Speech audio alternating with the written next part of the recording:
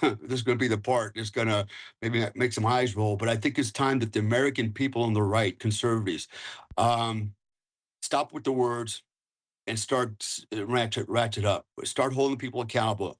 And I think the first people that need to be held accountable, by whatever means necessary. I'm done talking. I think we're all done talking because it falls on deaf ears. Is we start with the media, the ones that are basically the propaganda wing for the puppeteers. All right, the ones that are the messengers. We go for them first. We hold them accountable with extreme prejudice if that's what it requires. The second layer is we go to local politicians, and we start holding them accountable. And I mean, literally, I don't mean we're going to take you to court.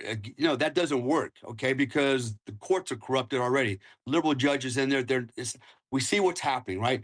People are being murdered by criminals being released by these liberal judges. That's not You're working. saying what In Patrick fact, Henry said. You said the war has already begun. Why do we sit here idle? exactly. And so the second level is go after local politicians, include local judges that advocate for this crap and allow this to happen and not doing their job. And then the third level, we go to the swamp and we drown the swamp creatures up there that are manipulating this. It's going to require a reset. Either way, we're headed for a civil war, and it's going to be unfortunate. It is what it is. Everybody wants to keep talking about no, no, no, no, no. That's not the way to go. Well, really, it's not the ideal way to go.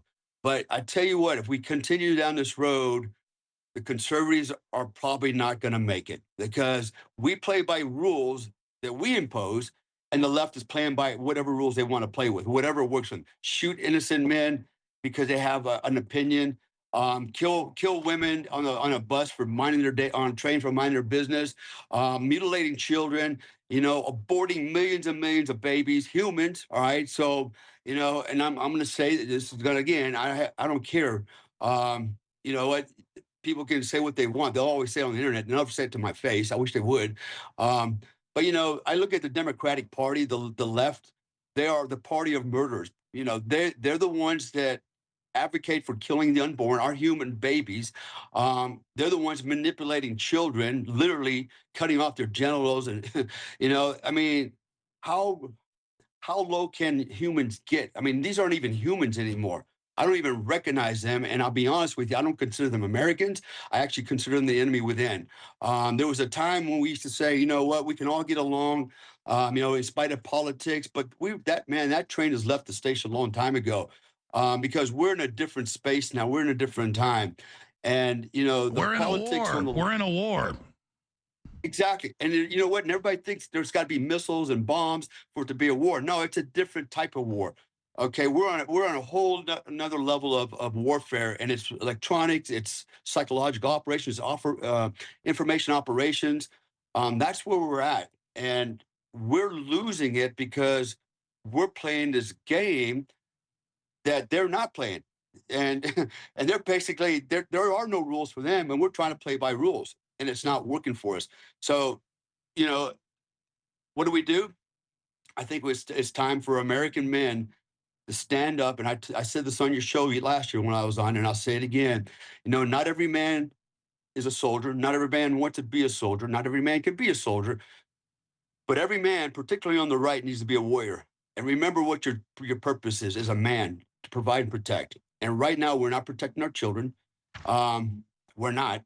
We're not providing security or safety for our country and our families. We're letting these psychopaths, that can't tell the difference between men and women, think there's no such thing as men and women. That we're letting them dictate the rules to us.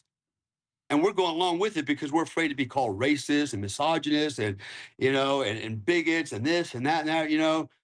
Hey, let them call you the names. I'm okay with call me whatever you want. I know the real truth. I don't care about your opinion on the left because you have no opinion. I mean, you can't tell me what a woman is, then you have no credibility. Well, and let's be anyways. clear, Dale, when they came out with the Joker movie, they admitted it was to prepare for a leftist uprising, to kill police and fire departments, innocent people. And the left celebrates this. They're all a bunch of coward scum. And if it routinely goes around, just shoots any white person in a truck because they must be a Republican, and then it gets buried. And it's true. It's really open season. My issue is, because I'm not a coward, is I understand the Jesus or Mahatma Gandhi or Martin Luther King move.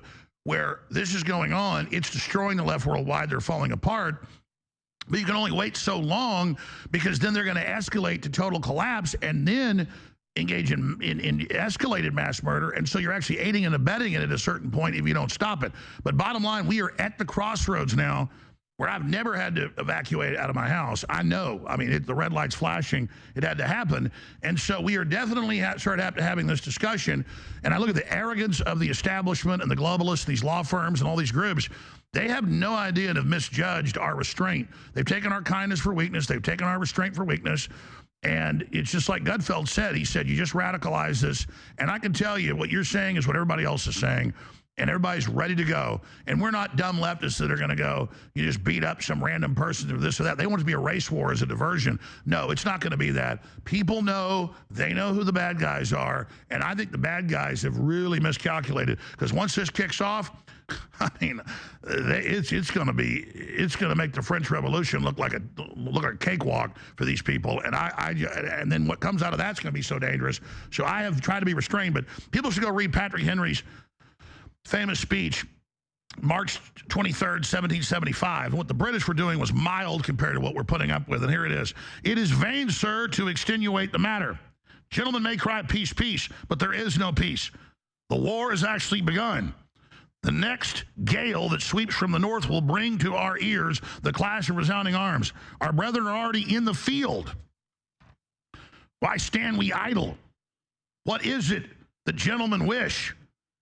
What would they have? Is life so dear or peace so sweet as to be purchased at the price of chains and slavery? Forbid it, Almighty God. I know not what other course you may take, but as for me, give me liberty or give me death.